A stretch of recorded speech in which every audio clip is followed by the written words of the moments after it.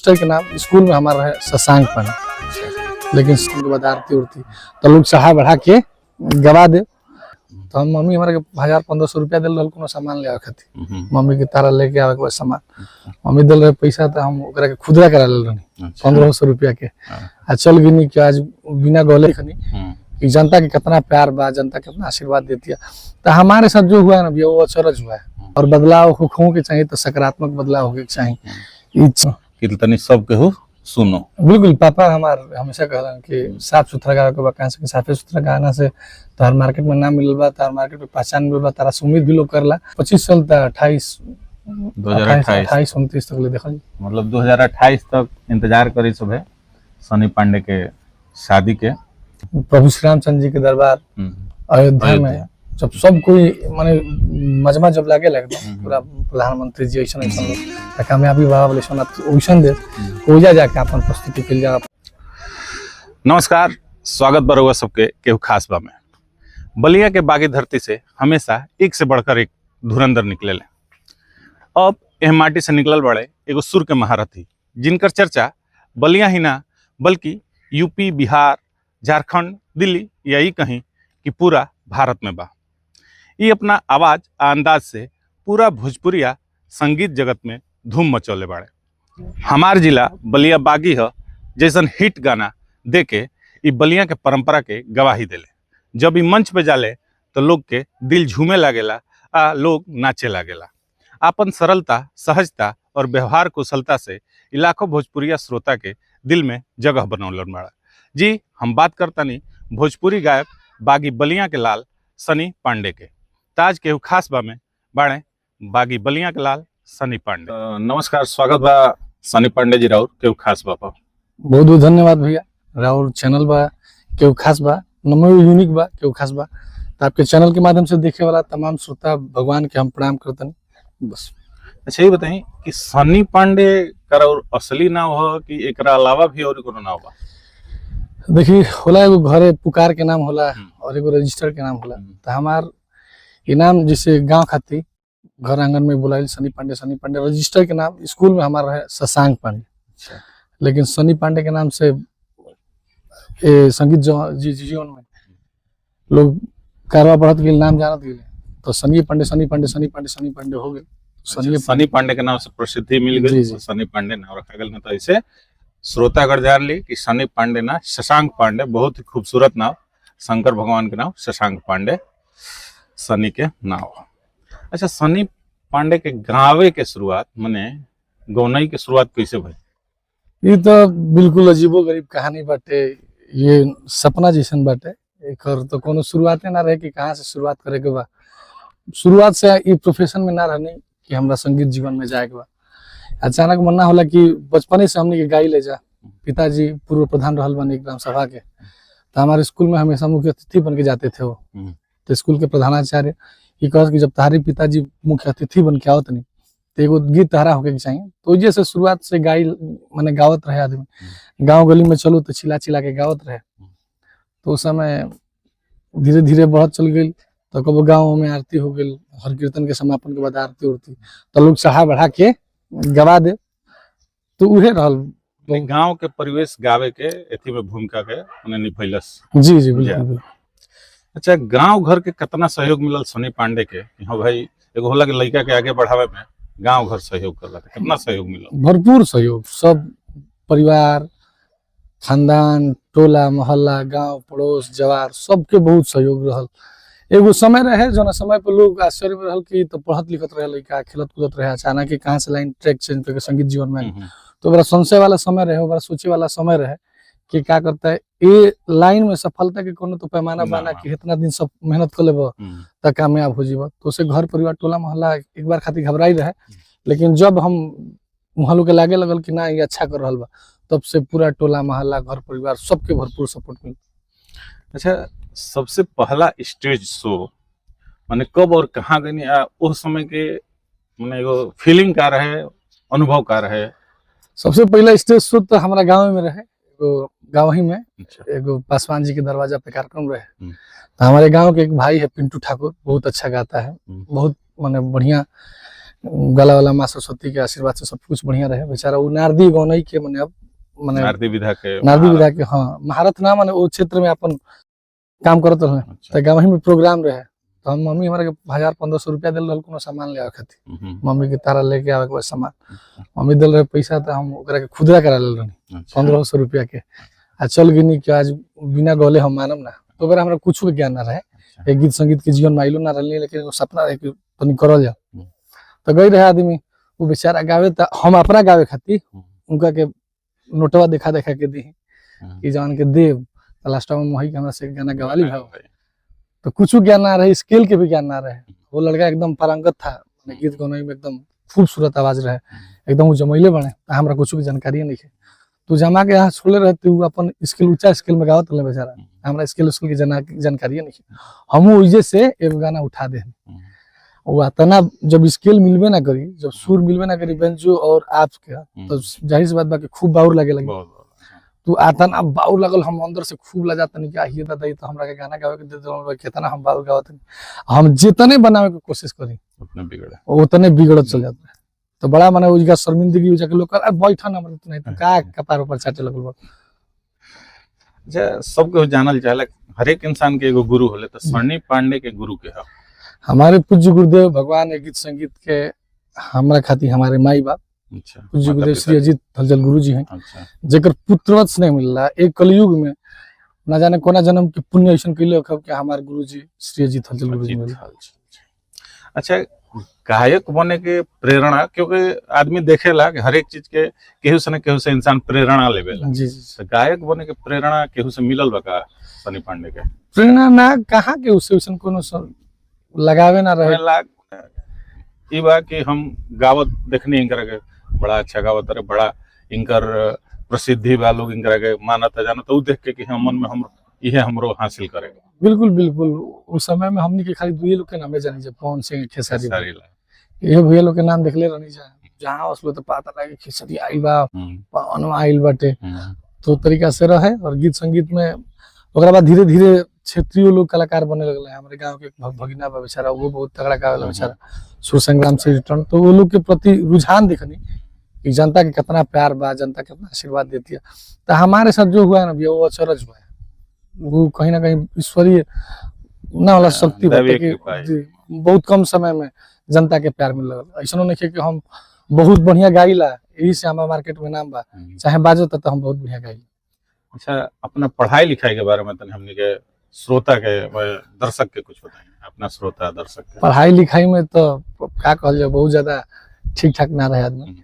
नकल मार के पास कर रही हमने के पॉलिटेक्निक को कह के अपन सर्टिफिकेट धैले रहनी जा कि भाई वही हमारे बड़ भाई बने, उनका भरोसा कहीं नौकरी वोकरी लग गई तो भगवान के मंजूरी दूसरा रहे कि तारा दूसरा लाइन में ढुकावे के बा। माने सनी पांडे पॉलिटेक्निक के? जी जी। अच्छा, बलिया के कोनो गीत, स्पेशल गीत जो अभी भी दिल में बा ओकरा के, हाँ भाई बलिया खातिर स्पेशल गीत कोनो बलिया के? बलिया खातिर हमारे खातिर का बलिया के लोग जहाँ बा ओकरा खातिर स्पेशल गीत हो गइल बा कि सब जिला है हमार जिला बलिया बा। बलिया जिला पे जौन गाना गौले बनी 4 5 गाना गौले बनी सब ब्लॉकबस्टर हिट हुआ है। अच्छा, सनी के अनुसार बढ़िया भोजपुरी गाना में का होके के चाहिए जौना के हर एक श्रोता माने सब केहू सुन सके? अब बढ़िया के का पैमाना का कहल जा सकला, बढ़िया शब्द चयन हो जाओ। अच्छा, ओकरे के न बढ़िया कहे के बा, शब्द में फुहरता ना होके ओकरे के न बढ़िया कहे के बा। जौन कि आज के समय में धीरे धीरे ना अब तो धीरे धीरे फिर ठीक होता आवता धीरे धीरे, लेकिन लोग तो भी तनी बा। अच्छा, ये बताइए कि गायकी के दुनिया में अइला के बाद जीवन में कितना बदलाव महसूस भइल बा? बदलाव तब हमारा अंदर अपना अंदर ना बुझाला कि बदलाव, और बदलाव हो के चाहिए तो सकारात्मक बदलाव होके चाहिए। इस क्षेत्र में गांव में आइले बनी हमारे बिना कहले कि उसे पूछ सके कि सनी के व्यवहार कैसन बा। अगर कोई हमारे अंदर कमी निकालना ही चाहे तो ओकर कोनो हिसाबे नहीं है, लेकिन अपना अंदर से प्रयास रहेला कि जेकरा साथे शुरुआत में जैसे बैठल बा आदमी सफलता के शीर्ष पे चल जाओ तो वो लोग के साथ वही तरह व्यवहार रहे। एक बात समझिए, तनी मनी माइनर लगावे के बा, हल्का सा दिमाग लगावे के बा कि हमनियों दूसरा के शिकायत कर दी तो देखते जाके कोई का करता तो शिकायत करते तू ये चीज हमारा नहीं करे, बंतूपन ना आवे के चाहिए। दिखावापन ना हमार होवे। नजर भाई ना आइला, गांव के लइका गांव के लइका बा, हाँ, एमे कोनो एथी नहीं है। अच्छा, हमने के देखे नहीं जे कि सनी के स्टेज पे जब परफॉर्म करे जाले तो एनर्जी के कोनो जवाब ना रहेला। जी। तो एनर्जी के माने का बाटे, काथी से एनर्जी मिलेला सनी के? सनी की एनर्जी, चाहे कोनो कलाकार के एनर्जी, सामने वाला पब्लिक अगर मंच पर चढ़त तनी पब्लिक के रुझान तोरा प्रतिभा वाहवाही होता, लोग हुटिंग माने करते, श्रोता बस बस वही भगवान है। जीवन जहाँ जाई, अपना हम कितनो बढ़िया गावत नहीं, आपका प्यार, पब्लिक का प्यार नहीं मिलेगा तो कोई महत्व नहीं है। हम खूब बाउर गावत नहीं, हमारे के जानता बा हवा कोई भी, हमरा से बड़का के होई नहीं। अच्छा, शुरुआती दिन में कितना कठिनाई के सामना करे के पड़ल, तनी एकरा बारे में हमनी के? देखिए तो कठिनाई की बात कहत है, देखिए रुआ में खड़ा अरे वो तो हमने करे के नहीं। और तब मने श्रोता जानस कि भाई एगो कहां से कठिनाई भइल बा, लेकिन अब अतनो कठिनाई नहीं झेलले जौन असह्य हो सके। कठिनाई आइल बाटे तो सिखावे खातिर आइल बा। कहत का माने कि ई जौन भइल बा काल्पनिक भइल बाटे, केहू अच्छा। सोचियो ना सकेला कि इतना कम समय में हइसे हो जाला। हमार मम्मी पापा के पुण्य प्रताप के फल है, जनता के आशीर्वाद, ऐसन गुरु मिल गेले कि स्टेप बाय स्टेप कुछ ना कुछ बेहतर से बेहतर हो चल गई। अभाव ना बुझाइल। और हाँ, हम आजो कहब कि आज के समय में भी अच्छे अच्छे लोग पड़े हुए। ई तो बात पड़ गई। अच्छा, का लागेला कि भोजपुरी गायक के दुनिया में जितना भोजपुरी गायक लोग बा अब तो अपने को स्थान बना चुका, तो अभी क्या लागेला कि आज के समय में एक गायकी के दुनिया में अपने को स्थान बना के राखल कठिन बा? बिल्कुल कठिन बात। देखिए, हिट हो जाना बहुत बड़ी बात नहीं है। हिट केहू हो सकेला, कुछ होगा के, सोशल मीडिया के जमाना बा, तो बढ़ कबहू केहू हिट हो सकेला, लेकिन हिट हो के हिट बनल रहल अपने आप में बहुत बड़ा चैलेंज है। वो हमनी के माने अतना दिन रात मेहनत करनी चाहिए। महाराज अगर एक महीना गाना ना बजी तो एकदम बुझाला कि पागल, हाँ बुझाला कि कम फोन आवता का, ये दादा कम फोन आवता तो मार्केट से कहीं पीछे जाते हैं जाते चीज के बनावे के दिन रात करे पड़ला। बढ़िया कंपोजिशन, बढ़िया चीज और साफ सुथरा चीज बजवावे के बाद ई कुल सबसे बड़ा प्राथमिकता रहेला। अच्छा, अभी तक गांव चवार चाहे आस पड़ोस के लोग कहल का सनी काहे खातिर गायक बन गिला, पढ़ाई लिखाई क के एगो सरकारी नौकरी धइले रहता? शुरुआत में हमरा से ना लोग कहत रहे, पापा से एगो दो केस आई रहल कि का हो, माने का करावे लगल लइका से, माने उस समय बाटे कहीं बाहर निकल जे त अपन कुछ आगे के व्यवस्था देखी। वो लोग के दोस्त ना रहे, हम हमरा खातिर मोटिवेशन रहे। समय भी ठीक रहे, कहां से कि ओकरा से पहले हमने कोई ऐसा व्यवहार रहे, रहन सहन रहे कि लोग गिराई रहले कि का जाने का जीवन में करी। क्रिकेट खेलत रहल हा, पॉलिटेक्निक कइलस, एयरफोर्स के तैयारी कइलस, लास्ट में ही का गल, तो वो तरीका से लोग के। अच्छा, जब पहला गाना वायरल भइल तो उस समय कैसन महसूस भइल? काहे कि हर एक आदमी के एगो जब प्रसिद्धि मिलेला तो अंदर से एगो अलग ही एथी होला, ओकरा के मेंटेन कईल मुश्किल होला कि भाई एगो प्रसिद्धि जब इंसान पावेला तो उस समय तनी ना कहला कि अब पांव जमीन पर नहीं खे, अब हवा में उड़ता रहे, तो उस समय कैसन लगला, ओकरा के कैसे मेंटेन कइले सनी कुमार? ओकरा के हमेशा हमने के सोचत नहीं जा कि उतराए के नहीं खे। अच्छा, ना होला के मन भोजपुरी बात साथ में कि उतराए के नहीं खे, और जन मिलता है ईश्वर के कृपा से मिल रहल बा, एकरा के बढ़ावे के बा। एक दिन नहीं खे, मन में हमेशा रहल कि लोग कितना गायक कइले, लोग चल गेले तो लोग एग्जांपल देले कि फलाना आई रहले, बहुत चमकल रहले, एक गाना बाजला चल गई। तो वैसा नहीं करे के, खूब मेहनत करे के बा, खूब लगन से मेहनत करे के बा, के कंटिन्यूटी में बदले के बाटे, माने स्थान के बनौले रखे के बा, स्थान के बनौले रखे के बा। तो बागी बलिया के बाद लगातार 2 महीना 3 महीना पर हमेशा कोनो ना कोनो गाना वायरल होता है, कोनो ना कोनो गाना वायरल। अच्छा बताइए, घर परिवार से राय सलाह मशवरा मिले लगा, चाहे पहले मिल रहे का ये बबुआ गावे तो लगल लेकिन ध्यान रखिए साफे सुथरा गई हो कि तनी सब केहू सुनो? बिल्कुल, पापा हमार हमेशा कहलन कि साफ सुथरा गावे के बा, कहां से साफे सुथरा गाना से तार मार्केट में नाम मिलल बा, तार मार्केट में पहचान मिलल बा, तारा से उम्मीद भी लोग करला कि साफ सुथरा गाना के। तो हमने के गाना उठा के केहू देख ली, आपके श्रोता समाज सही में एगो दूगो 3 गो ऐसा गाना होई जो ना पर लोग तनी मनी सवालिया निशान खड़ा कर सकेला। और सवालिया निशान क्या खड़ा करी, अगर सवालिया निशान खड़ा करेंगे तो वही सबसे बड़ा गाना है। 100-150 मिलियन गाना गया है, तनी मनी को गाना गा दिला नहीं, तो 100-150 मिलियन गाना गइल बटे। तो हमनी के तो मार्केट के हिसाब से काम करे कोनो, जोन गाना फिर चली मार्केट में रहे के बाद मार्केट के हिसाब से भी काम करना। अच्छा, जब मंच पे सनी पांडे चढ़ेले आ सामने देखेले हजारों लाखों के भीड़, तो उसमें एगो अच्छा खासा इंसान भी तनी एथी हो जाला, ठीक हेजिटेशन में आ जाला मने मन के अंदर तनी डर के भावना हो जाला, तो ओकरा के कैसे मेंटेन होला कि हाँ भाई एकरा के हमरा जब श्रोता बड़े एकरा के हम अच्छा पेश करब, अच्छा सुनाई तो ई लगातार बन रही, तो ओकरा के कैसे मेंटेन कइल जाला? बिल्कुल कंडीशन होला बहुत किस्म किस्म के भैया। अगर मंच पे अगर तू सबसे बड़ा कलाकार बड़ा तो जा कंडीशन अलग हो जाए। अच्छा। और मंच पे आपसे भी बड़े बड़े कलाकार हैं, आपसे भी उच्च कोटि के कलाकार हैं, आपसे भी नामी कलाकार हैं, तो जा कंडीशन अलग हो जाए। ओजा खातिर बड़ी चैलेंजिंग होला। अच्छा। ऐसे कि सामने वाला जनता तारा से बड़ा कलाकार के जे मंच के सबसे बड़ा कलाकार बा ओकरा के सुनल चाहेला, तो कब कब वैसन होला। हिट गाना बाटे माने नया कलाकार खातिर हमने के तो हिट गाना बाटे 5-7 गो कि अपन हिट गाना गाइब जाता आधा घंटा 10 मिनट 1 घंटा लोग बर्दाश्त को पाए, लेकिन जब वायरल ना भइल गाना तो बड़ा बड़ी दुर्गति हो जाला, भाग रे हट रे लोग तरीका तो तरीका करबे करला। हाँ। तो हाँ। अच्छा, गावे के अलावा गौनई के अलावा भी सनी पांडे के और कोनो शौक बा जौना के मने दर्शक जानस कि हाँ भाई सनी पांडे एकरा अलावा भी जैसे लोग करला कि कुछ आदमी किताब पढ़े के शौकीन में, कुछ आदमी पकवान बनावे के शौकीन में, गांव के कुछ आदमी खेती बाड़ी करे के शौकीन में, तो सनी पांडे हमनी का के एक समय अपन कैरियर हमनी के क्रिकेट में देखत रहनी। अच्छा। जिला में केहू से पूछब जे बहुत अच्छा क्रिकेट खेलत हो वो जरूर हमरा के जानत हो।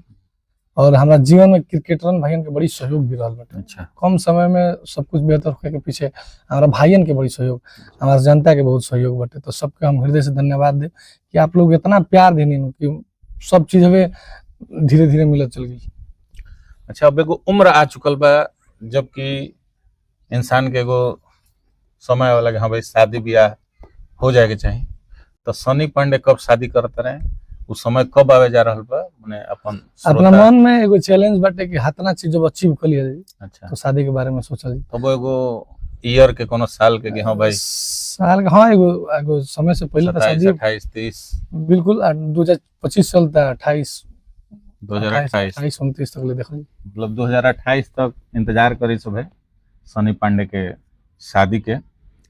अच्छा, बलिया के कोनो खास चीज जैसे खाना जगह जौन की सनी पांडे से जुड़ल होके, जौन सनी पांडे के जेहन में होके हाँ भाई ई जगह बड़ा हमरा खूबसूरत लागेला, इस जगह हमरा भोजन या पकवान पसंद है, वो लोगन के तनी बताएं कि लोगो वो जगह के बारे में जानो, अगर ओकरो मने इच्छा करे आगे हो जा खा सकेला पी सकेला या ओइजा घूम सकेला। बिल्कुल। बलिया के सबसे पहले तो बलिया के भाषा के जवाब ना हमने के जन बोली हटे वो धरती के कोनो कोना में चली जाते, इतना मिठास इतना प्यार शायद केहू के बोली में होई।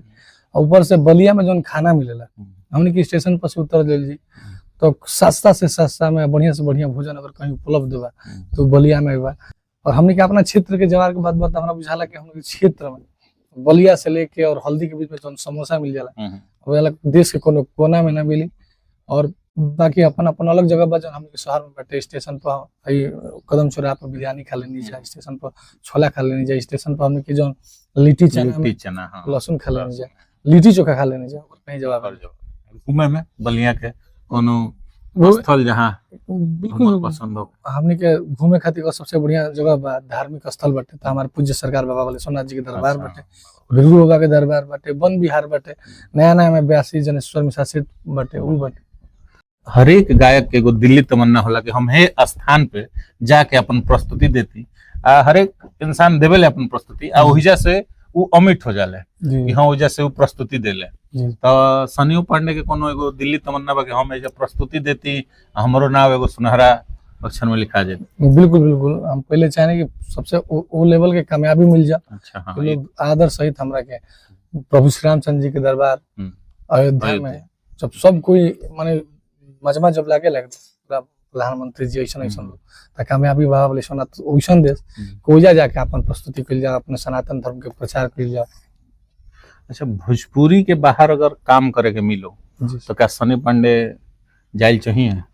भोजपुरी में काम करे के मन करला भैया, हमनी खातिर भोजपुरी बाटे तो भोजपुरी बाटे, भोजपुरी के उच्च स्तर काम कइल जा, भोजपुरी के बॉलीवुड के लेवल पे लेके जाके काम करो आदमी, भोजपुरी के साउथ इंडस्ट्री लेके काम करो तो ख्वाहिश वो बाटे कि भोजपुरी के अपना बड़ा बनावल जाए, भोजपुरी में नाम करो। अच्छा, ये बताएं कि जो अभी नया गायक गावत लोग गावत हमरा बुझाता जहाँ तक 4-5 साल से ज्यादा हो गए, तो नया गायक लोग के कुछ सलाह बा का सनी पांडे के? हाँ भाई अपनो करियर बनावे में एगो समय लागल, समय तो से कुछ ना कुछ सीख मिलल, तो सीख के दूसरा संगे नया कलाकार देखिए, सबसे बड़ा अगर माने सफलता का मूल मंत्र है तो मेहनत। जहाँ तक सभी के कहले बा कि शॉर्टकट तो बाना शॉर्टकट मेहनत करे के बा। और हम इहो कहब कि आज हम गाना हमार बाजत एकरा ई मतलब नहीं कि हम खूब बढ़िया गावत नहीं तबे हमार मार्केट में गाना बाजता। हमरा से खूब बढ़िया बढ़िया गावे वाला लड़का के मार्केट में नाम ना हो पावेला, मार्केट में गाना ना बाज पावेला। ओकर कारण बाटे कि मेहनतिया कोना तरीका से होता, सही दिशा में मेहनत होके के चाहिए और लागल रहल, ना कहल कि लगे रहिए लागल रहल। एगो ऐसन चीज हटे कि जब लागल रहब तो एक ना एक दिन तारा के सफलता जरूर मिली। अच्छा, गायक के तौर पर सनी पांडे के सबसे बड़का कमजोरी और सबसे बड़का ताकत का?